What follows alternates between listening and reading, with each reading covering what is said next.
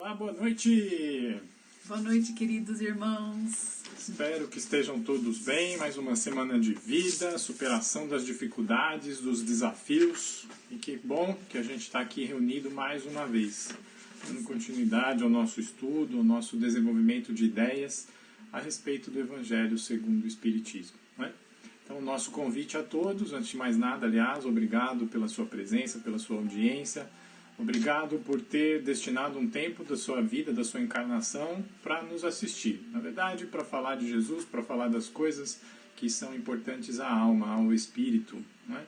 Então é um momento em que nós escolhemos, você em especial decidiu, dedicar-se a este trabalho, a este período, a este momento. Portanto, não se furte a isso. Esteja constante, esteja presente totalmente. Reserve o seu momento.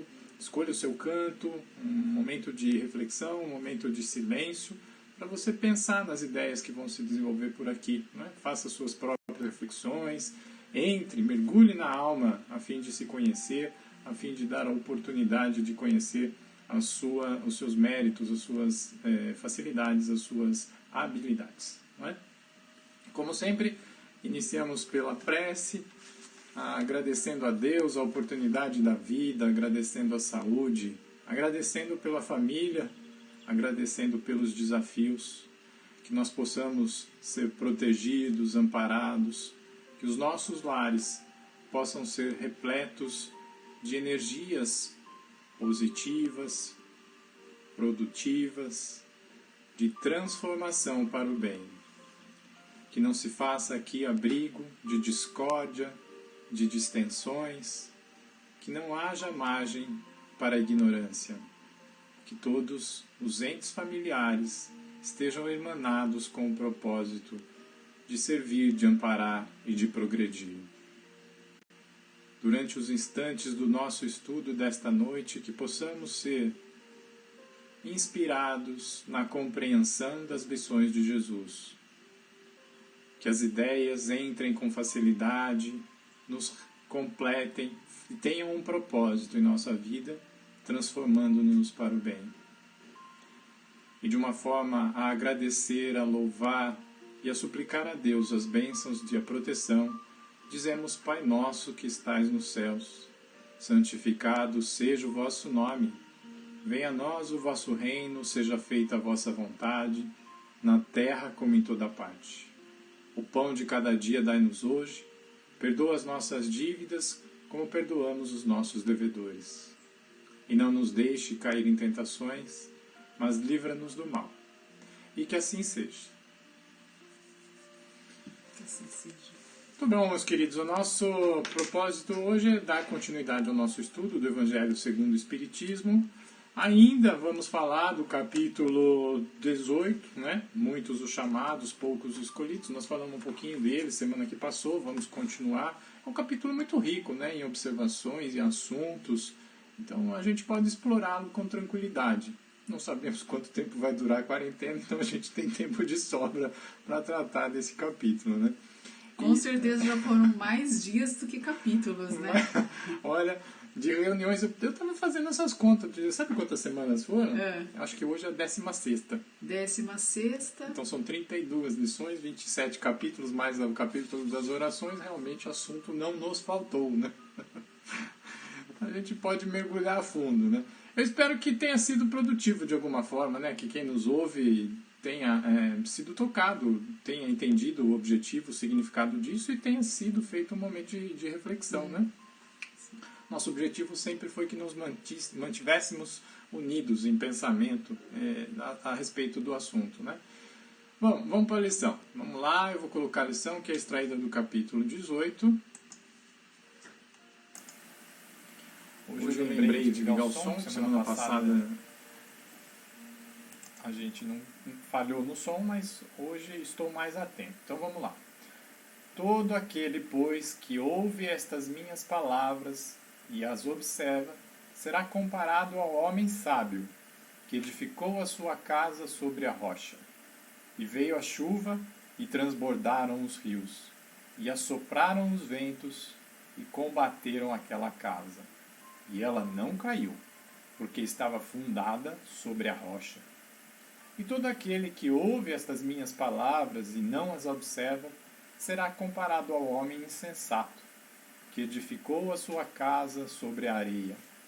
E veio a chuva, e transbordaram os rios, e assopraram os ventos, e combateram aquela casa. E ela caiu, e foi grande a sua ruína. Aí, o alerta que a gente vai encontrar na lição: aqueles que dizem Senhor, Senhor, não entrarão todos no reino dos céus, né? Aí a tônica da mensagem é um grande alerta para todos nós cristãos e diria para nós espíritas em especial. Se a gente pegar o início deste item 6 do Evangelho, do capítulo 18, né, do Evangelho segundo o Espiritismo, nessa lição, aqueles que dizem Senhor, Senhor, não entrarão todos no reino dos céus, nós vamos encontrar lá uma passagem do Evangelho de Mateus, em que Jesus adverte sobre isso e diz que seriam admitidos ao reino dos céus aqueles que cumprissem a vontade do Pai que está nos céus, né? Então, não são os títulos, não são as honrarias, não é a posição ou as crenças que vão definir o nosso destino, e sim realizar a obra, corresponder à vontade do Pai.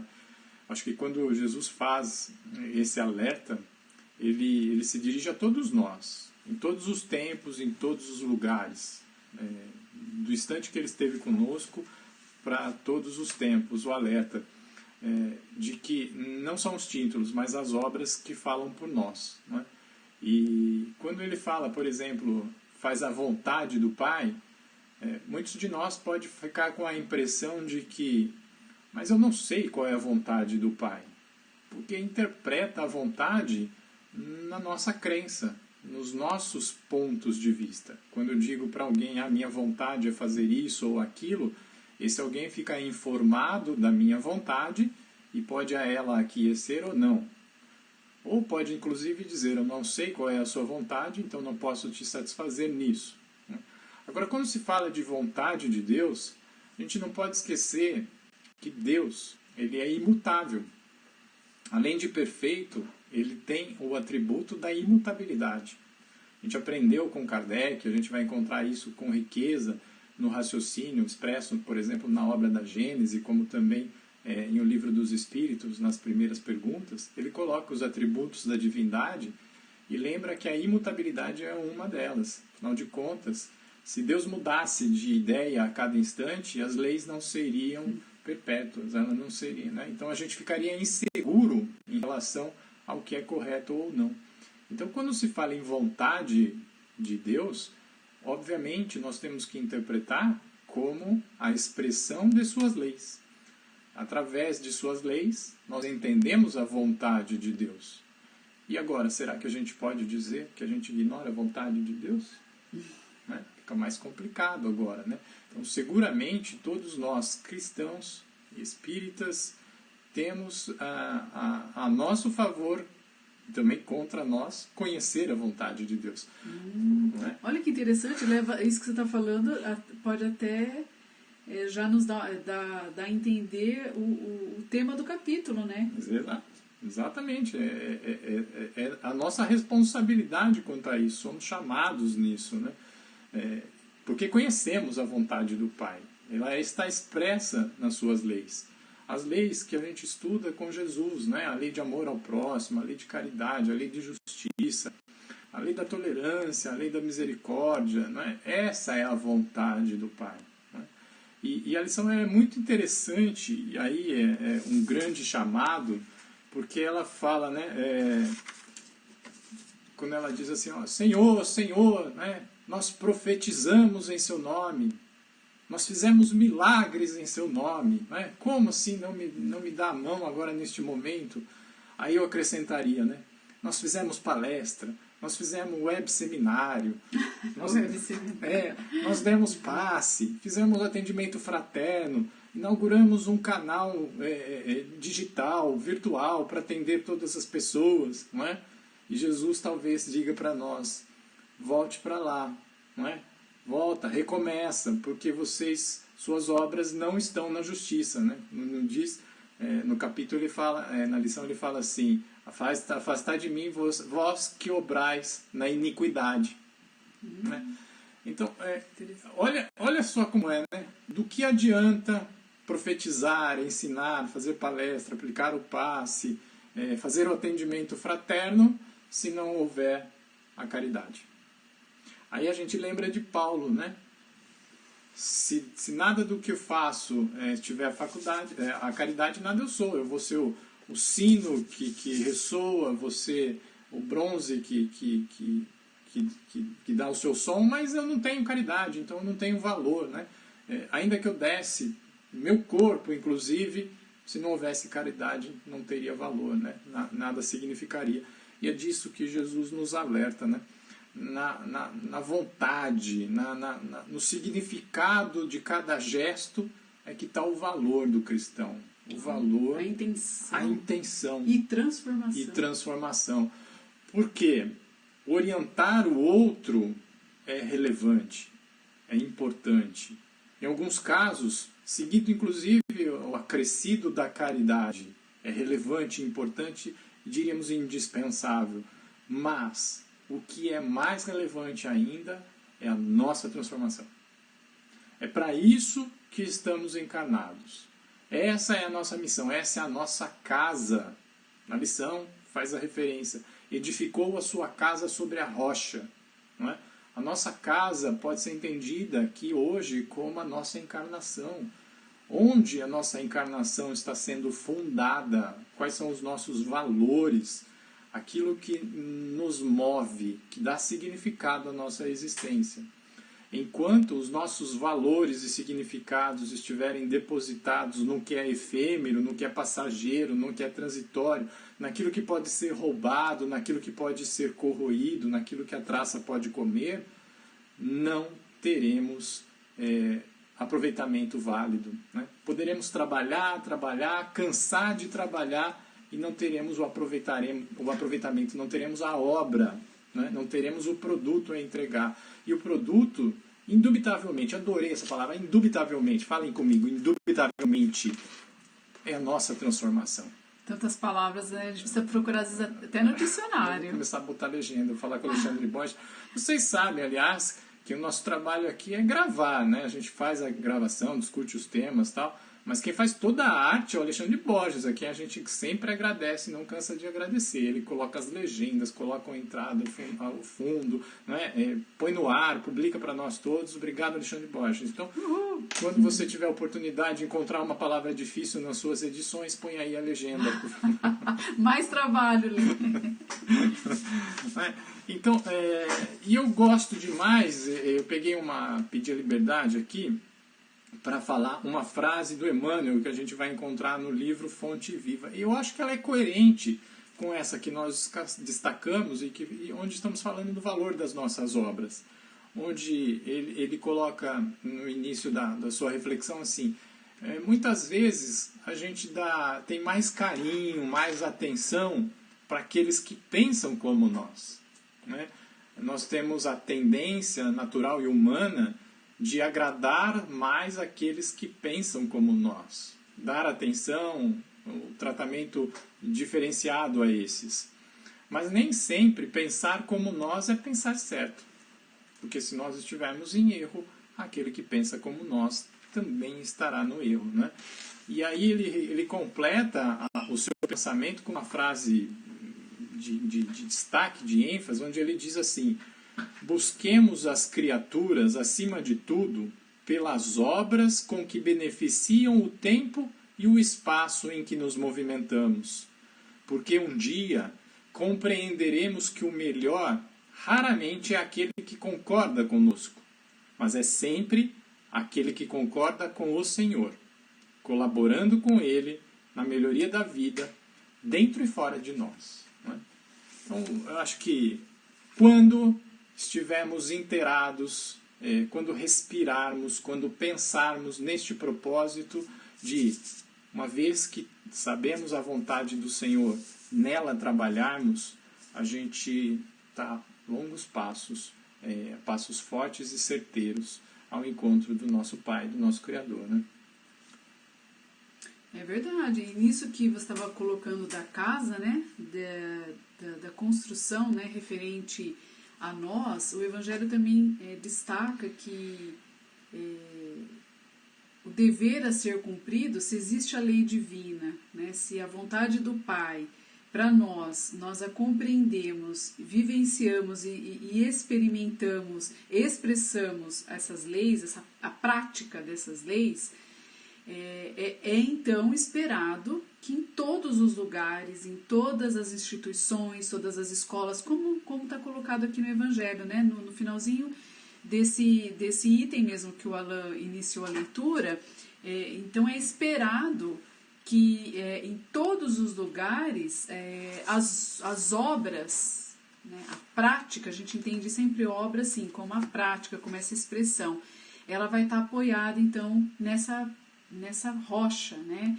A rocha no sentido de que uma casa que é construída com uma base segura, ela tem um alicerce. E tudo que vier externo, né, todas as tempestades, todas as enxurradas, que também são reflexos inundações, enfim, que poderiam provocar um abalo, não abala essa casa, essa estrutura, porque ela tem uma base segura. Ao passo que a casa, a instituição, nós, né, tudo que nós tivemos aí, estou colocando tudo na mesma categoria aí, né? Ou melhor, na mesma condição, né? Tudo que é construído, então, na areia, né? Então vamos pensar essa casa. A casa construída na areia, conforme vem uma inundação, conforme vem a tempestade, as circunstâncias externas, poderá vir a abalar a estrutura dessa casa, porque a base ela foi construída num lugar de muita insegurança. E a gente vê, por exemplo, realmente, de fato isso acontecer quando a gente observa no meio de muitas as chuvas de janeiro, por exemplo, as nossas chuvas de verão. As casas que estão construídas nos barrancos, né, se a gente for pensar nessa terra que não vai ter a condição e talvez nem o planejamento daquele que a construiu, dando uma estrutura para aquela casa construída, com essa enchente, com o excesso de chuva, da inundação, essa casa, esse morro vem tudo abaixo. Vamos colocar que assim acontece na nossa vida. Se nós, como Alain falou, nos comprometemos com o Evangelho de Jesus para divulgá-lo, assim como os fariseus na época de Jesus o divulgavam, da boca para fora, com os rituais externos, sem uma construção na nossa intimidade, aonde o nosso coração terá uma base segura e será forte, uma fortaleza, quando as situações externas e adversas nos chegam, se nós temos tudo aquilo que nós falamos, né, que nós dissemos para o outro, se foi construído dentro do nosso coração e do nosso pensamento, nós vamos estar ajustados e preparados para essas circunstâncias. Porque cá entre nós, a gente pensa sempre nas coisas que nos chegam externamente somente como expiação e dor, né? Mas e as provas? Como é que nós vamos saber se nós estamos fortalecidos, por exemplo, na caridade, na prática do bem? Como é que nós vamos ter a certeza de que temos a virtude da paciência, da bondade, do perdão? Tendo a prova.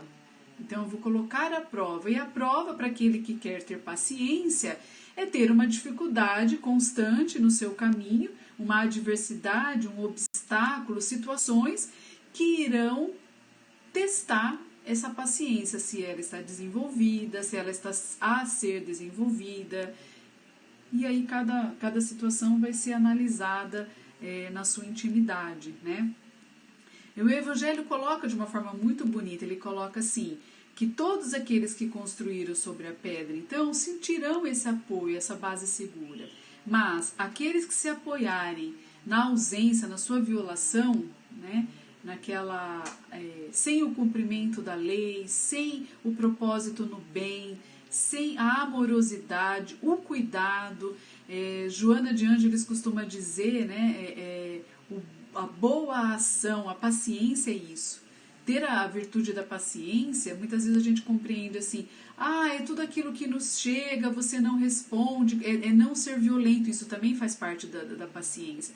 Mas a paciência também, ela nos exige além disso, ela exige que toda a nossa ação, toda a nossa intenção, ela tem que ser planejada a tal ponto de nós executarmos, expressarmos aquilo que desejamos, porque já é o nosso melhor. Isso é ser paciencioso. Não agir pela impulsividade do momento.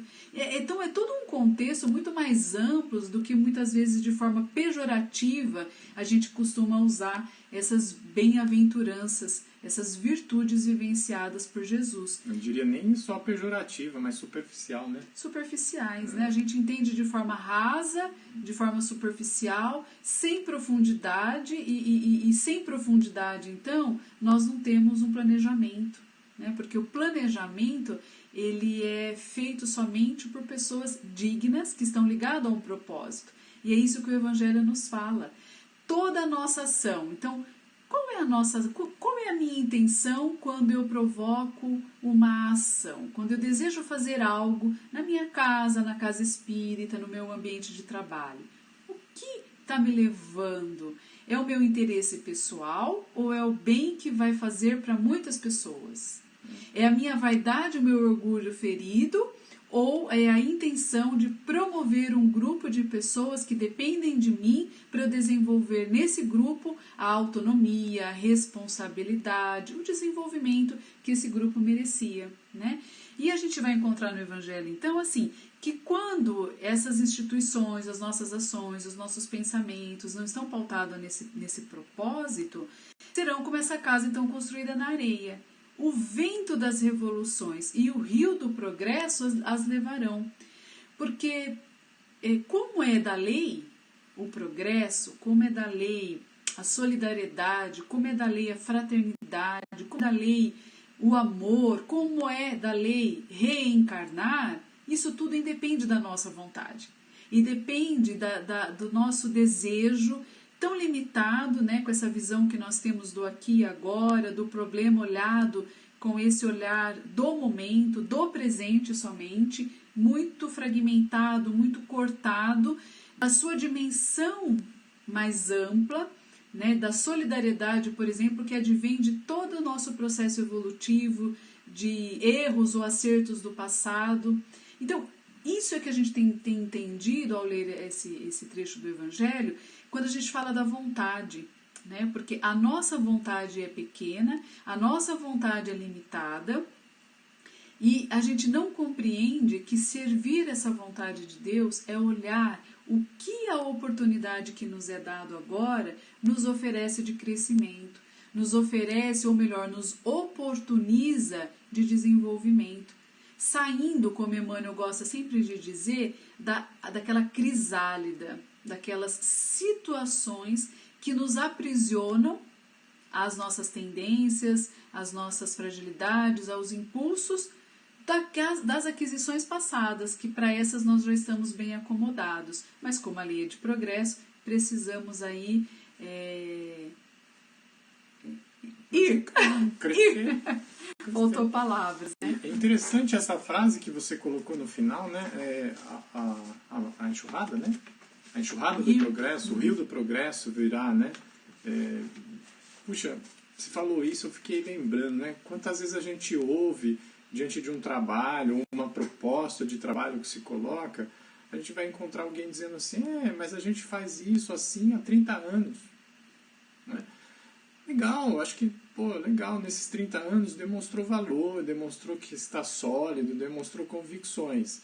Agora, se nesses 30 anos não estiver sintonizado com as leis, né, sintonizado com o propósito de amor, propósito de amparar, tranquilidade, caridade, crescimento e tudo mais, não adianta tempo, não adianta, porque o progresso virá e vai derrubar, né? Derruba pessoa, derruba instituições, derruba governos, derruba tudo, não é?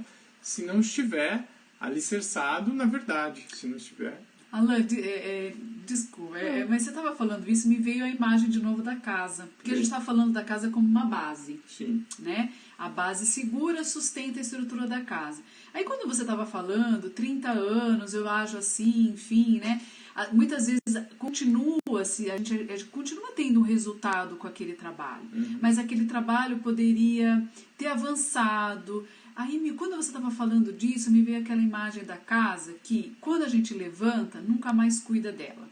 Não faz a manutenção de uma pintura, não cuida de uma porta. Em 30 anos, como é que essa casa vai estar sempre sendo apresentada? Vai cair. Aí me veio essa imagem, né? Então, o cuidado, né, com tudo aquilo, com as nossas obras, com tudo aquilo que a gente produz, os nossos filhos são as nossas obras, o nosso trabalho são as nossas obras, a nossa casa são as nossas obras.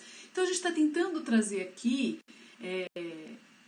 essa passagem tão rica para o nosso dia a dia, né? Quantas casas podem estar simbolizando o que é a base, mas também que cuidado que eu estou oferecendo para essa casa, para daqui a 30 anos ela ter uma aparência ainda, não nesse sentido de aparência jovial. Vamos tomar muito cuidado com o que a gente está falando, né? Porque a gente está dizendo aqui que as coisas não envelhecem, mas enfim, mas a nossa ideia é que essa casa sempre produza, nessa simbologia, a base e o cuidado, a manutenção, porque a manutenção ela é tão importante quanto a base. Quanto a edificação, né? Bem colocado. É isso aí. Né? Então eu acho que é isso. Quanta coisinha, né? Nós vamos finalizar com uma reflexão de Emmanuel, quando é perguntado para ele por que razão o homem da Terra tem sido tão lento na solução do problema do seu autoconhecimento. Já que nós falamos tanto da casa, vamos fazer essa reflexão com Emmanuel e a gente já vai adentrando a nossa prece final. Para aqueles que gostariam de finalizar essa noite com a fluidoterapia, se não pegou a água, se não separou, corre lá. Pega seu copinho de água, se precisar o jarro de água, depende da sua intenção. Deixa à disposição para que na nossa prece final nós possamos mentalizar os amigos espirituais, né? Isso, mentalizar a nossa necessidade, mas pedir para que esses amigos possam interferir nas nossas águas, colocando muitas vezes nela aquele remédio tão salutar para o nosso restabelecimento. E Emmanuel, então, responde a esses amigos que questionam por que tanta lentidão. E Emmanuel coloca, isso é explicável. Somente agora a alma humana poderá ensimesmar-se o bastante para compreender as necessidades e os escaninhos da sua personalidade espiritual. Ensimesmar-se é voltar-se para dentro. Olha o chamado deste momento de isolamento, do vai para dentro, recolhe-se, avalie o que faz sentido para você, observe em que bases, se as bases que nós estamos construindo as nossas vidas são bases seguras, se nossos pensamentos, sentimentos e ações estão vinculados às leis divinas, se elas estão mais próximas dos ensinos de Jesus, ou se elas estão cada vez mais distantes do que Jesus nos exemplificou com o seu amor, com a sua compaixão.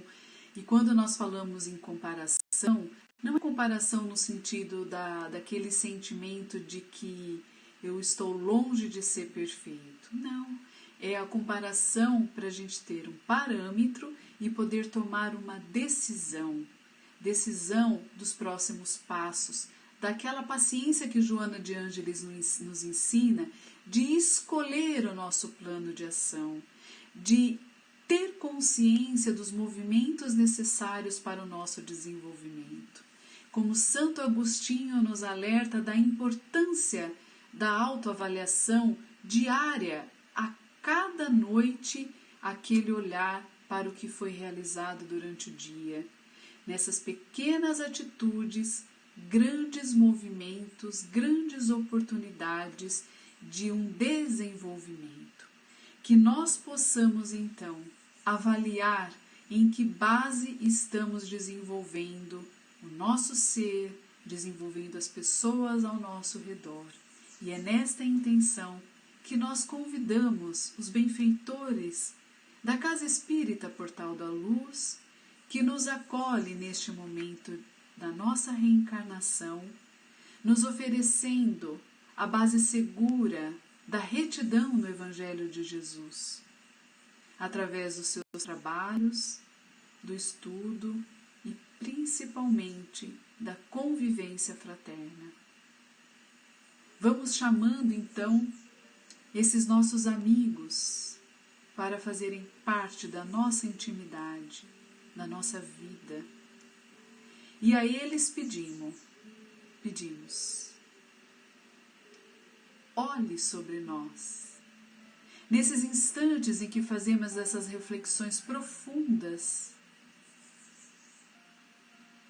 estejam conosco, nos protegendo de todas as consciências inferiores, nos amparando e nos intuindo os caminhos que seguiremos à luz da nossa consciência, ou seja, das nossas infinitas possibilidades. Que a nossa escolha seja a melhor e que tomemos essa decisão pautado na justiça, no amor, na caridade, para conosco e para com todos aqueles que conosco convivem. E assim nós pedimos também que a nossa casa íntima, o nosso lar e as nossas águas possam ser todos visitados por vocês. E que aí, ao término dessa visita, com sabedoria, as nossas águas voltam a ser revisitadas e fluidificadas para atender a nossa necessidade de agora.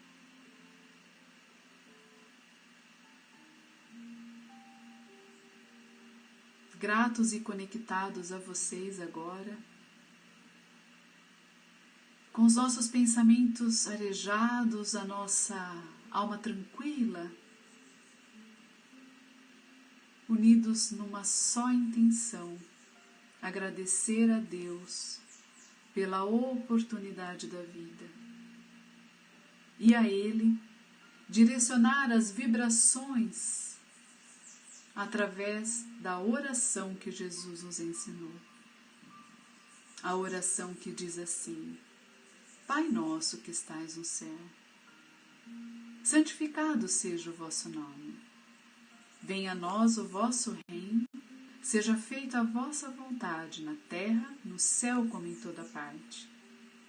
O pão nosso de cada dia nos dai hoje.